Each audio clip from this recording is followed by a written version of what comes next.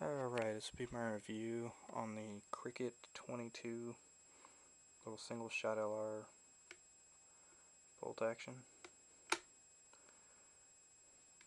I have to say from the start, this is one really light, tiny gun. I think overall length of this is not even 30 inches.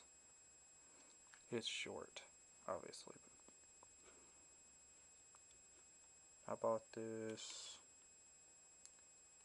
I think 7 years ago. 7, 8. And I've probably put 1,000 rounds to this little toy. This little bitty gun. I mean, for cheap, I also paid $119 at Walmart for this, which ain't really bad. It's cheap, and it's pretty good. I've only had a few problems, which I'll get to. Let's start with the little light polymer stock on this thing.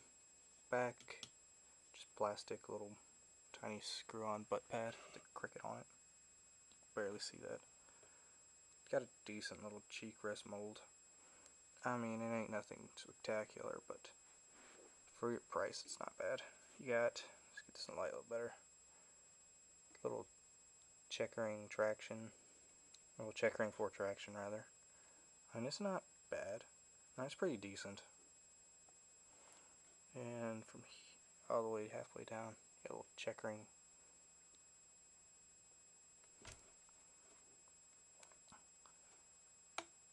The bolt on this is pretty good, actually. The whole unit, I've never had a problem with it, but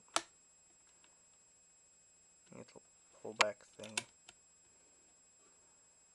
I mean, that's okay. I mean, for single shot, it's alright. I'm not a huge fan. Trigger, or yeah, the trigger on it's, I'll put as okay. Let's see, I'll pull this back again, I'll show you. And you got, it wiggles.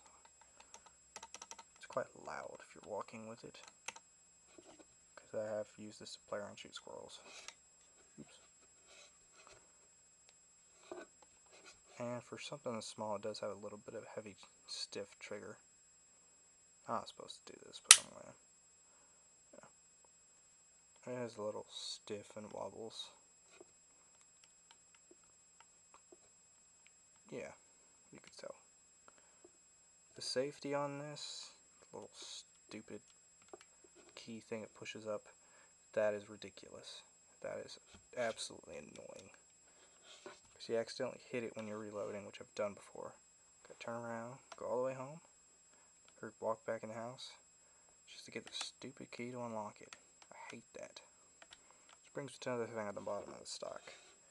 You can see the little screw to take off the stock.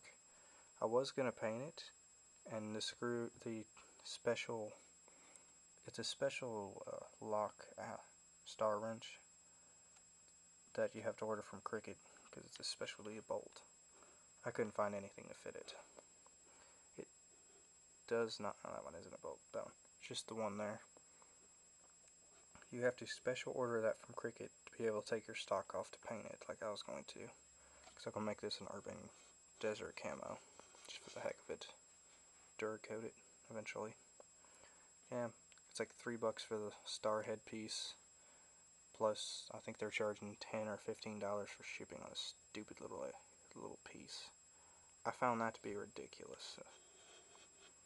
You got the tiny little hole there for hole in there for your sling if you wanted it, but I don't. At least not something that's tiny. The front sight, see if I can get a better view of it. Yes, it's a cheap camera, excuse me. Ain't bad. It's pretty decent. It unscrews if you wanted to change it with an Allen wrench, if you want to change it to something else. The rear sight is completely messed up. I think that was just an error from somebody, person who screwed this on here. Let's turn this around. Yeah, the person that screwed this front sight on here from the factory, they tightened the screw down too much and it dug into the metal, and eventually it became loose. And guess what warranty didn't cover? they figured it was my fault. So right now I had to file it down. I got a little Permatex keeping it from wiggling, which it's off. That's like another $15 plus shipping just for a new little piece here. I ain't care for that. I'll probably just buy the rail thing and put a little bitty 3x9 scope on it. Or a little red dot 1 and 2. You got the top screw up here. You can adjust left and right. It's got a couple little notch lines here. You can't see it in the camera, but there's like 6 of them. I mean, until the sight messed up, this thing was pretty accurate for iron sights. And it's a 22, so you get what you expect. Turns back around. It's got a threaded 1 in 8 barrel, 1 in 8 twist barrel, I believe. It's 1 in 8 or 1 in 10. I think it's 8. I think this one's 8. And there's a little spot, little tiny screws for the railing, which you have to order typically from Cricut. Most places don't carry it, so I had a hard time finding the railing for it. Be able to put a scope on it. It's easy to find. They're like 20 some bucks just for the rails plus whatever you're putting on after that. I thought that was a little annoying for a cheap rifle. All around, I'll give this thing an okay. It's not the greatest. Got the little, I think it's 70-degree pull. Little tiny thing. I mean, it's a decent rifle for play around with, but it ain't really that great. I know somebody uses it as a home defense gun. I don't. But I personally think that's ridiculously stupid. Because this is not one shot from a 22 ain't that great. Oh, another thing. When you're feeding the rounds in individually in the little annoying hole, that gets old after a while. The first couple rounds, you can see it took a little chip out of it getting it out. First couple rounds jammed like crazy. I don't know what that was. First 2-3 rounds jammed. Then after that it was fine. I had to drive the rounds out with a cleaning rod. It was not easy. After that everything was fine.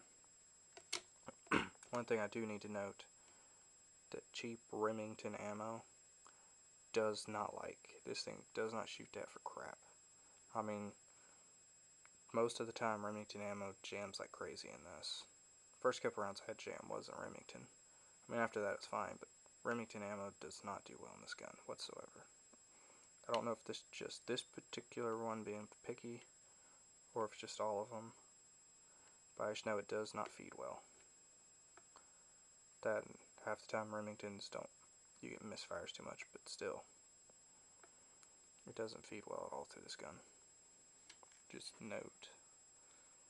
I typically shoot Winchester or Federal hollow points. Federal's great. Winchester's a little dirty, but just don't shoot Remington through it, or you will have problems. Quite a lot of them.